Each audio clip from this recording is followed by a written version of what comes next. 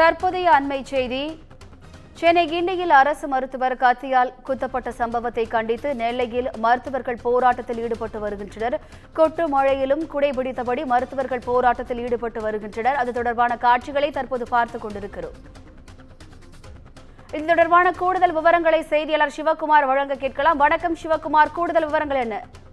அதாவது நேற்று சென்னை கிண்டியில் இருக்கிற மருத்துவர் பாலாஜிங்கிறவர், அதாவது ஒரு அதாவது ஒரு புற்றுநோய் மருத்துவர் ஒருத்தர் தன்னோட தாய்க்கு சரியான சிகிச்சை கொடுக்கல அப்படின்னு சொல்லி நோயாளியோட மகனால தாக்கப்பட்டாரு. இதனை தமிழகம் முழுவதும் ஒரு பரபரப்பை ஏற்படுத்தினதோட மட்டும் இல்லாம அந்த டாக்டர்கள் மத்தியில் ஒரு அதிர்ச்சியை ஏற்படுத்துச்சு. இதனை அடுத்து என்ன பண்ணாங்கன்னா, தமிழகம் முழுவதும் பயிற்சி மருத்துவர்கள், அதே மாதிரி பாத்தீங்கன்னா மருத்துவர்கள் மற்றும் பயிற்சி மருத்துவர்கள் ஆகியோர் காலவரையற்ற வேலை நிறுத்தம் பண்ண போறதா சொன்னாங்க. இதனை அடுத்து அரசு பேச்சுவார்த்தைக்கு வந்த நிலையில தங்களோட வேலை நிறுத்தத்தை வாபஸ் பெற்றுக்கிட்டாங்க. இந்நிலையில மருத்துவர்கள் மீதான தாக்குதலை உடனடியாக நிறுத்தணும் அப்படின்னு சொல்லி தமிழகம் முழுவதும் நடந்துட்டு இருக்குது. நாம பார்த்துட்டு இருக்கிற பாத்தீங்கன்னா நெல்லை அரசு மருத்துவக் கல்லூரி மருத்துவமனை நிர்வாக அலுவலகம் முன்னாடி நடந்துட்டு இருக்கிற போராட்டம்.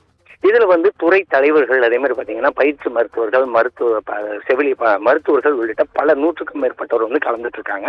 ஏறத்தாழ 300க்கும் மேற்பட்ட மருத்துவர்கள் தற்போது அந்த போராட்டத்தில் ஈடுபட்டு இருக்கிற நிலையிலையும் அவசர சிகிச்சை, அதே மாதிரி பாத்தீங்கன்னா குழந்தைகள் நல சிகிச்சை, அதே மாதிரி மகப்பேறு உள்ளிட்ட சில அவசர தேவைகளுக்கு, அதாவது அவசரமா பார்க்க வேண்டிய விஷயங்களுக்குள்ள மருத்துவர்கள் போராட்டத்தில் ஈடுபடாம மற்ற மருத்துவர்கள் அரசோட கவனத்தை ஈர்க்கும் வகையில தற்போது போராட்டத்தில் ஈடுபட்டு இருக்காங்க.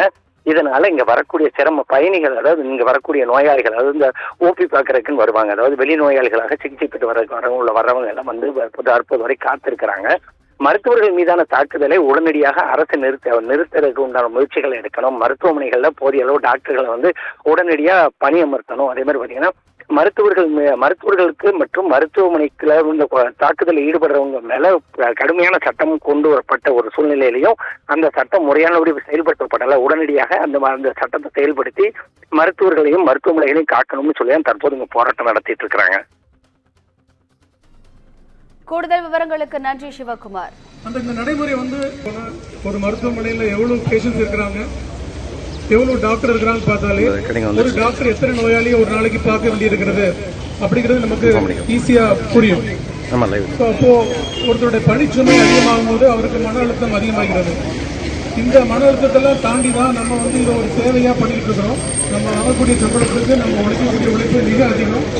ஒவ்வொரு மருத்துவமும் ஒரு மருத்துவன் ஆகிறதுக்கு எத்தனையோ வருடங்களை கடின உழைப்பினாலையும் படிப்பிலையும் செலவழித்து தனது வாழ்க்கையில கிட்டத்தட்ட ஒரு சராசரி மனித வாழ்வு ஒரு 70 வயசுல நம்ம 33 வயசு வரைக்கும் நம்ம படிப்பிலேயே செலவழிக்கிறோம். அவ்வளவு செலவழித்து